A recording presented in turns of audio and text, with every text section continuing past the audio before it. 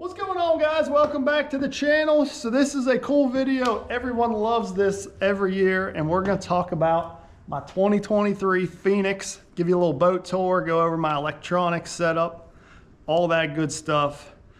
This one, pretty similar to last year's. You know, I tweaked a couple things, added a few things, and yeah, I'm excited. I think it's the best one yet. Every year, I think it's the best boat yet, and they keep getting better every single year. And I feel like this platform right here is gonna make me the most efficient on the water and help me catch the most fish every day I get out there.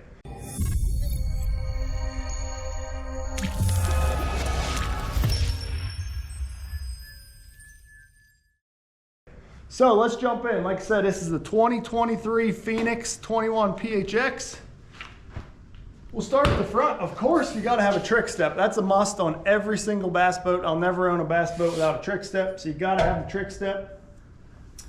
I'm still on the Minn Kota All Tricks train. You know, I can't get away from it for a couple reasons. Probably the most important reason would be for when I'm live scope fishing. I really like how the head of the trolling motor moves, and I can get lined up very quickly and efficiently and know I'm making the proper cast every time. And honestly, secondly, it's probably just because I have a spare. You know, I bought a spare years ago just to have with me in the truck.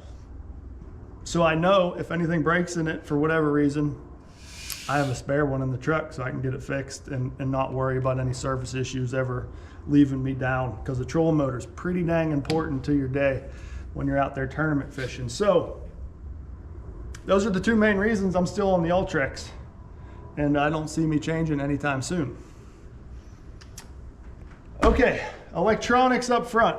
This is the exact same setup I ran last year. This is actually the exact same unit I ran last year, but we got all three of these mounted on the trick mount. This is the best mount, especially for a Phoenix and especially for a PHX, because of the way the shroud is up here. This mount bolts directly to the deck. It is so stout and secure. You could literally pick the boat up off the trailer from this mount right here.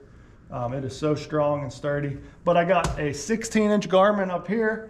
I got a Humminbird Helix 12 and then a Lowrance HDS 12 Live over here. And Humminbird, you know, I'm using for 360.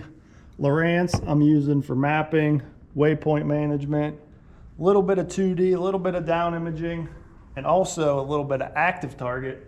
And then of course, you know, this guy up here, the Garmin, I'm using strictly for Live Scope Plus right here. All right, so over here, like I mentioned, we got the 360. That's a must-have from Humminbird, but I got it mounted on this Big Rig Bassin quick disconnect mount.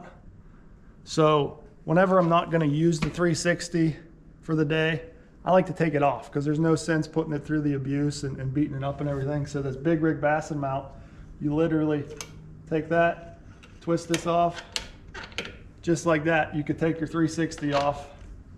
You know, the connectors for the transducer are only a couple feet down, so they're just inside my Bass Fishing Electronics trolling motor sleeve. So I can pop that off, disconnect that, take my 360 off, throw it in the truck, whatever it may be. And that's all because of this quick, easy, Big Rig Bassin quick disconnect mount. So I kind of snuck it in there a little bit ago, but I also have the Foresight pull mount that I can swap out. So I have to swap out this whole bracket here. I haven't figured out how to get both of them on yet, but I'm working on that. But I can throw that on and have active target on a pull mount and live scope working together. You know, I've used both of them on the water at the same time. No interference, you can use them both. And I still like the live scope better after using both of them side by side, but that active target is pretty good. And I'm able to use that for when I want to spot lock.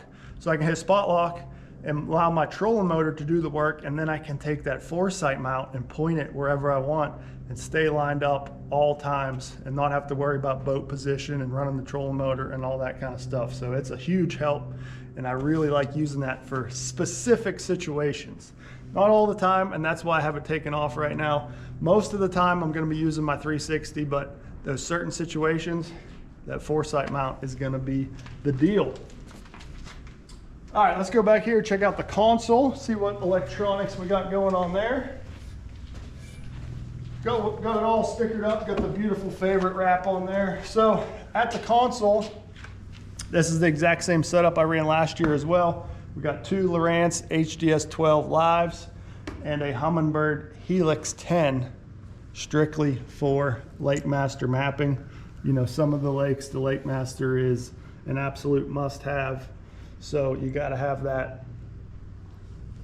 Now, the Lowrance, the left one I use strictly for mapping, so I run my Navionics or C-Map in that and use it for my waypoint management and navigating, all that kind of stuff.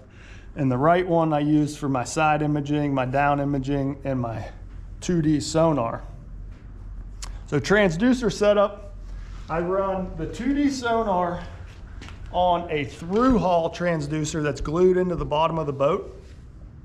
That allows me to read my 2D while I'm running on pad, on plane. So I can read depth and even, you know, run around and look for bait and that kind of stuff at 30, 40 mile an hour and save a bunch of time. And then my side imaging and down imaging, we got here on the Lowrance active imaging transducer. But the super important part about that is the Bass Fishing Electronics transducer mount. This is made a little bit longer, so it drops it down below the jack plate. You get no interference, you get no wash from, it's in nice clean water behind the boat, and you just get an excellent reading with this transducer mount. You know, this is something that I never even thought of until Steve taught me that last year. But that little trick, lowering your transducer with that specific mount right there, made my side imaging probably double in clarity. It is unbelievable.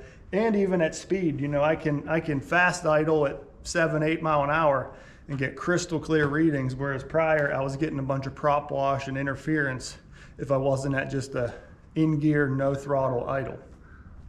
So that right there is a must have on your boat.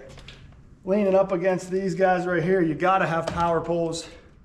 2 10-foot power pole blades, Mercury Pro XS 250 4-stroke, of course. Now let's dig in here. So I don't have my Rely On batteries in yet. They're a little back ordered. So this is gonna change throughout the year, but I have power pole charge tucked in there. We're gonna have 3 of the Rely On RB100 lithium trolling motor batteries, and then 2 of the RB100 HP trolling motor batteries right here. Like I said, I don't have those installed just yet. Other than that, this is exact same as last year and exact same as most Phoenixes. Nice, clean, and neat. You know, we got a dedicated power wire for each unit. That's very important to get your units to run efficiently. So Wheaties Marine hooked me up with that. They did a great, clean, nice installation on this, and really impressed with that so far. Otherwise, I think that's about it, guys. This is a beast of a boat. Super excited to get the season started, and hopefully it's a fish catcher. You know, actually I did fish 1 tournament out of this boat already, and that was the Toyota Series Championship in November, and we got a top 10 finish. So this boat's 1 for 1 on top 10s. Hopefully we keep that rolling all season long and catch a bunch of bass out of it. I'm excited. I'm ready to get the season rolling. But hopefully you guys enjoyed the tour of my 2023 Phoenix. Appreciate you guys watching. Leave me a likes, comments down below. Hit that subscribe if you haven't already. And we'll see you guys next time.